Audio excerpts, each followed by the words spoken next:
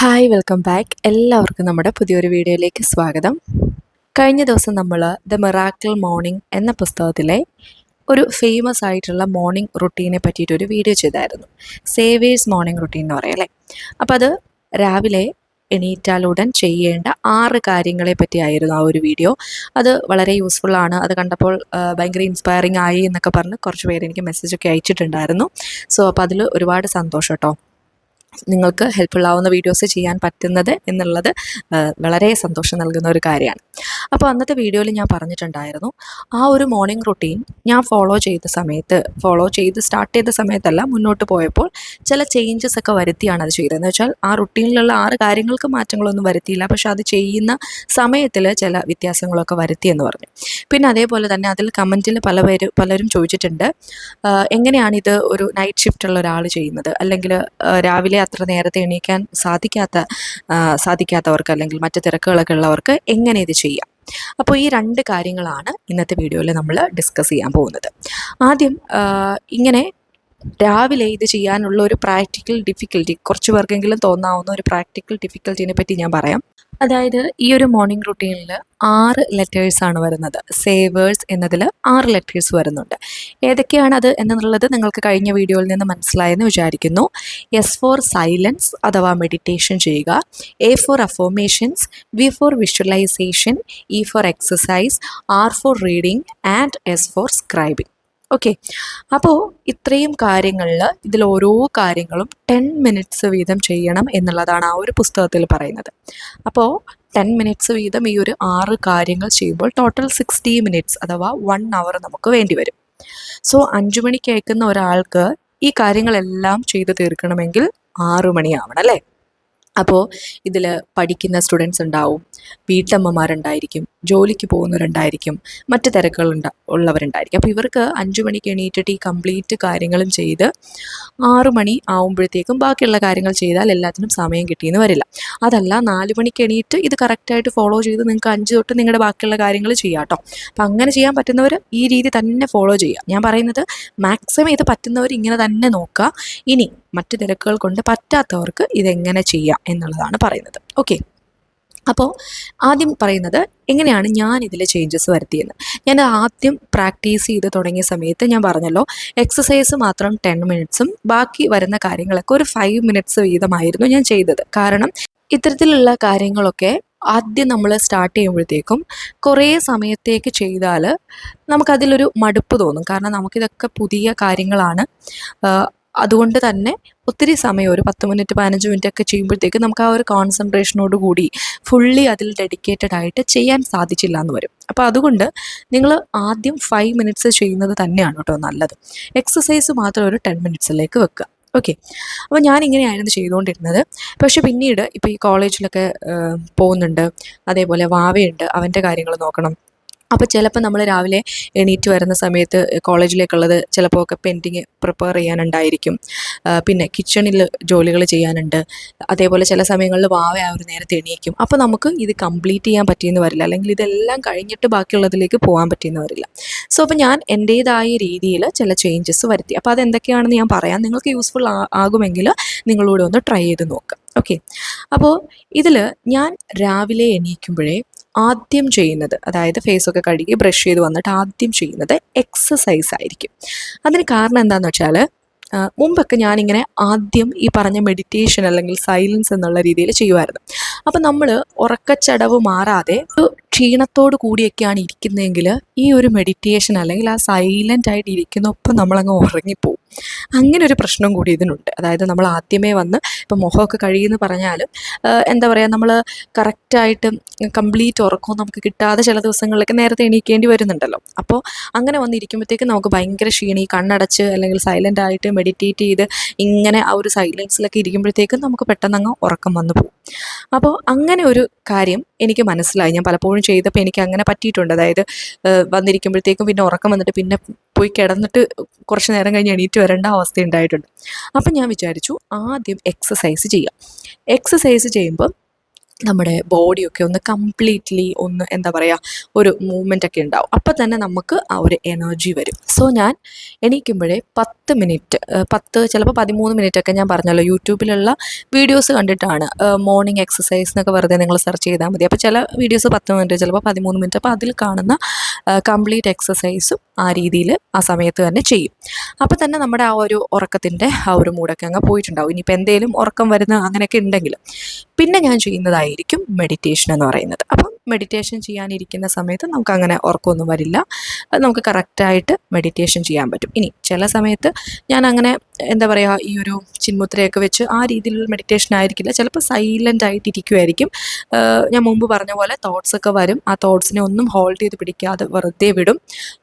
അങ്ങനെ ഇരിക്കുകയാണ് ചെയ്യാറുള്ളത്. സോ അപ്പോൾ ഞാൻ എപ്പോഴും മസ്റ്റായിട്ട് ചെയ്യുന്ന 2 കാര്യങ്ങളാണ് ഈ എക്സസൈസും മെഡിറ്റേഷനും രാവിലെ ചെയ്യാറുണ്ട്. പിന്നെ നമ്മുടെ ഈ ഒരു മോർണിംഗ് റുട്ടീനിൽ റീഡിങ് എന്ന് പറയുന്നതിനെ പറ്റി പറയുന്നുണ്ടല്ലോ. അപ്പോൾ ചില സമയങ്ങളിൽ എനിക്ക് സമയം കിട്ടുന്നതനുസരിച്ച് ഇപ്പം എനിക്ക് കൂടുതൽ സമയമുണ്ടെങ്കിൽ ഞാൻ റീഡിങ്ങും കൂടെ ആ സമയത്ത് ചെയ്യാറുണ്ട്. കാരണം എപ്പോഴും അങ്ങനെ ഒരു മോട്ടിവേഷൻ രീതിയിലുള്ള പുസ്തകം വായിച്ചു പോകുന്നത് വളരെ യൂസ്ഫുള്ളാണ്. അതിപ്പോൾ നിങ്ങളൊരു വായിക്കുന്ന ഒരാളെ ആയിരിക്കണമെന്നില്ലെന്നേ, നിങ്ങൾ ആ ഒരു ഹാബിറ്റ് ബിൽഡ് ചെയ്യാൻ ശ്രമിക്കുക എന്നുള്ളതാണ്. ഇപ്പോൾ എൻ്റെ അടുത്ത് പലരും പറഞ്ഞു ഈ റീഡിങ് പറ്റില്ലായിരിക്കും കാരണം ഞങ്ങളങ്ങനെ ഒട്ടും ഒരു വായിക്കുന്ന ആളല്ലാന്ന്. പക്ഷെ അങ്ങനെയൊന്നുമില്ല. റീഡിങ് എന്ന് പറയുമ്പോൾ ഇതിങ്ങനെ വലിയ നോവലോ കഥകളോ ഒന്നും വായിക്കാനല്ലല്ലോ നിങ്ങളോട് പറയുന്നത്. വളരെ പോസിറ്റീവ് വേയിൽ നമ്മളെ സ്വാധീനിക്കുന്ന അത്തരത്തിലുള്ള പുസ്തകങ്ങളാണ്. അപ്പം നിങ്ങളൊന്ന് വാങ്ങി വായിച്ച് നോക്കുക. അപ്പോൾ അത് നിങ്ങൾക്ക് ആ ഒരു ട്രാക്കിലേക്ക് എത്താൻ പറ്റും. ആ ഒരു ഹാബിറ്റ് നിങ്ങൾക്ക് സ്റ്റാർട്ട് ചെയ്യാൻ വേണ്ടിയിട്ട് സാധിക്കും. സോ അപ്പം ചില ദിവസങ്ങളിൽ ഞാൻ ഈ 3 കാര്യങ്ങളും ചെയ്യാറുണ്ട്. ചിലപ്പോൾ ഈ റീഡിങ് രാവിലെ ചെയ്യാറില്ല. എക്സസൈസും മെഡിറ്റേഷനും ആയിരിക്കും ചെയ്യുന്നത്. ഓക്കെ, അപ്പോൾ റീഡിങ് ചെയ്തിട്ടുണ്ടെന്ന് വിചാരിക്കും. അപ്പോൾ 3 കാര്യങ്ങൾ എനിക്ക് രാവിലെ കഴിഞ്ഞു.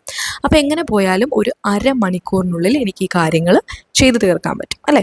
അപ്പോൾ 5 മണിക്ക് എണീറ്റാൽ ഒരു 5:30 ആകുമ്പോഴത്തേക്കും ഇതെല്ലാം തീർന്നിട്ട് ബാക്കിയുള്ള പണികളിലേക്കൊക്കെ പോകാൻ പറ്റും. ഇനി ബാക്കി നമുക്കുള്ളത് ഏതൊക്കെയാണ്? അഫർമേഷൻ ഉണ്ട്, വിഷ്വലൈസേഷൻ ഉണ്ട്, അതേപോലെ സ്ക്രൈബിങ് അല്ലെങ്കിൽ ജേണലിംഗ് ഉണ്ട്.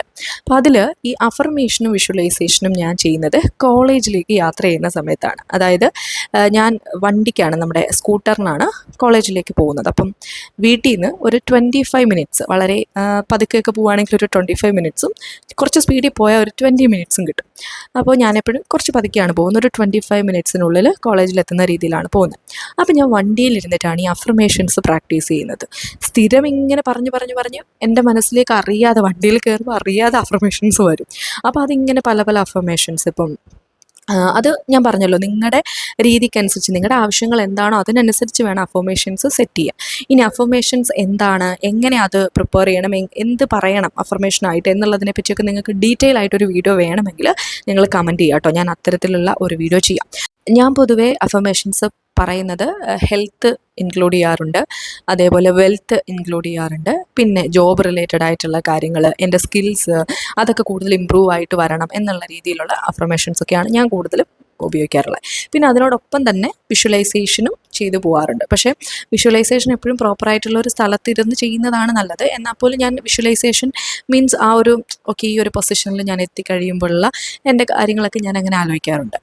ഒരു എന്താ പറയുക, അതിനൊരു എക്സാമ്പിൾ ഞാനിപ്പോൾ പറയാം. ഇപ്പം ഞാൻ കോളേജിൽ ജോലി ചെയ്യുന്നതും ശരിക്കും എൻ്റെ ഒരു വിഷ്വലൈസേഷൻ തന്നെയായിരുന്നു കേട്ടോ. ഞാൻ ഒരുപാടത് ആദ്യ ഒരു 6 മാസം ഒരു മെറ്റേണിറ്റി ലീവിൽ ഒരു മിസ്സിൻ്റെ മെറ്റേണിറ്റി ലീവിൻ്റെ വേക്കൻസിയിലായിരുന്നു ഞാൻ കയറിയത്. അതിനുശേഷം ഞാൻ ഇറങ്ങിക്കഴിഞ്ഞപ്പോഴത്തേക്കും എനിക്കിത് ഭയങ്കര ടീച്ചിങ്ങിനോട് നമുക്കൊരു താല്പര്യം ഉള്ളതുകൊണ്ടായിരിക്കാം, പിന്നെ കോളേജിൻ്റെ ഒരു അറ്റ്മോസ്ഫിയറൊക്കെ വേറെയാണ്. അപ്പോൾ എനിക്ക് ഭയങ്കര ഇഷ്ടപ്പെട്ടു.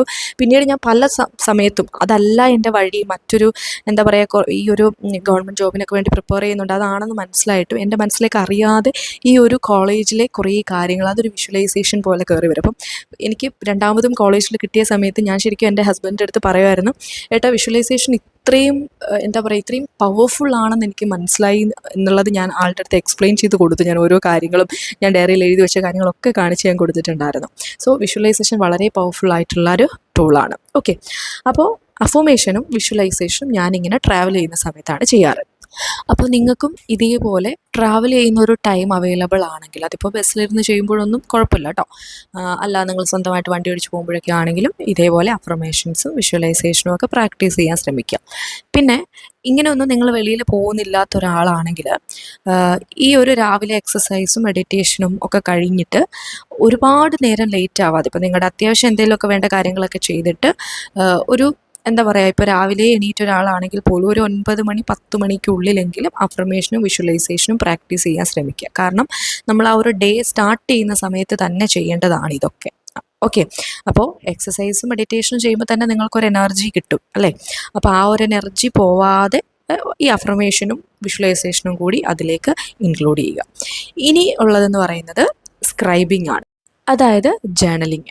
അപ്പോൾ ഞാൻ കഴിഞ്ഞ വീഡിയോയിൽ പറഞ്ഞിട്ടുണ്ടായിരുന്നു, ഞാൻ എപ്പോഴും ഗ്രാറ്റിറ്റ്യൂഡ് ജേണലാണ് കൂടുതലും പ്രാക്ടീസ് ചെയ്യാറുള്ളത്. സോ ഈ ഒരു ജേണലിങ് ഞാൻ ചെയ്യുന്നത് രാത്രിയിലാണ്, കിടക്കുന്നതിന് മുമ്പായിട്ട് അന്നേ ദിവസം എനിക്ക് ലഭിച്ചിട്ടുള്ള ഓരോ അനുഗ്രഹങ്ങൾക്കും നന്ദി പറഞ്ഞുകൊണ്ട് അല്ലെങ്കിൽ നന്ദി എഴുതിക്കൊണ്ടാണ് ഞാൻ ഈ ഒരു ജേണലിങ് ചെയ്യുന്നത്. അപ്പോൾ ജേണലിങ് ഇതേപോലെ രാത്രിയിൽ കിടക്കുന്നതിന് മുമ്പ് ചെയ്താലും യാതൊരു കുഴപ്പമില്ല. അപ്പോൾ അതുകൊണ്ടാണ് സ്ക്രൈബിങ് ഞാൻ ആ ഒരു സമയത്തേക്ക് മാറ്റിയിരിക്കുന്നത്. ഇനി ഞാൻ പറഞ്ഞല്ലോ, ഇപ്പോൾ റീഡിങ് രാവിലെ പറ്റിയില്ലെങ്കിലുണ്ടല്ലോ, ആ റീഡിങ് ഞാൻ വൈകിട്ട് കിടക്കുന്നതിന് മുമ്പ് ചെയ്യാറുണ്ട്. ഓക്കെ, അപ്പോൾ ഈ റീഡിങ് ശരിക്കും പറഞ്ഞാൽ നമ്മളെ എന്താ പറയുക, ഈ ഒരു ഫോണിൽ നിന്നൊക്കെ മാറ്റാൻ, പൊതുവേ നമ്മൾ കൂടുതൽ ആളുകളും കിടക്കുമ്പോൾ എന്താണ് ഫോണിൽ നോക്കിയാണ് കിടക്കുന്നത് അല്ലേ. പക്ഷേ നമുക്കൊരു റീഡിങ് ഹാബിറ്റ് ഉണ്ടെങ്കിൽ നമുക്കിങ്ങനെ റീഡ് ചെയ്ത് കിടന്ന് കുറച്ച് നേരം റീഡ് ചെയ്ത് കഴിയുമ്പോഴത്തേക്ക് നമ്മൾ ആ രീതിയിൽ അങ്ങ് ഉറങ്ങിപ്പോകും. പക്ഷേ ഈ ഇങ്ങനെയുള്ള പുസ്തകങ്ങൾ വായിക്കുമ്പോഴത്തേക്ക് അങ്ങനെ ഉറങ്ങിപ്പോകാൻ വേണ്ടി അല്ല, നമ്മൾ എന്താ പറയുക, കറക്റ്റ് നമുക്കത് വായിച്ച് മനസ്സിലാക്കാൻ വേണ്ടിയിട്ട് തന്നെയാണ്. അപ്പം നിങ്ങൾക്ക് ഉറക്കം വരുന്നത് വരെ കുറച്ച് ഒരു 2-3 പേജൊക്കെ വായിച്ചാൽ മതി. ഓക്കെ, അപ്പോൾ അങ്ങനെ റീഡിങ് ചെയ്യാൻ ഞാൻ എടുക്കുന്ന സമയം ചിലപ്പോഴൊക്കെ രാത്രി ആവാറുണ്ട്. അപ്പോൾ ഞാൻ പറഞ്ഞല്ലോ, ഇപ്പോൾ രാവിലത്തെ ആ ഒരു സമയം അവൈലബിൾ ആണെങ്കിൽ രാവിലെ ഇത്തരത്തിലുള്ള പുസ്തകങ്ങൾ വായിക്കും, ഇല്ല എങ്കിൽ രാത്രി ആയിരിക്കും വായിക്കുന്നത്. സോ അപ്പം ഞാൻ പറഞ്ഞ കാര്യങ്ങൾ ക്ലിയർ ആയെന്ന് വിചാരിക്കുന്നു. രാവിലെ ചെയ്യുന്നത് മെഡിറ്റേഷൻ, എക്സസൈസ്, അതായത് എണീറ്റാൽ ഉടനെ ആദ്യം ചെയ്യുന്നത് എക്സസൈസ്, ദെൻ മെഡിറ്റേഷൻ, സമയം കിട്ടിയാൽ റീഡിങ്ങോടെ ചെയ്യും.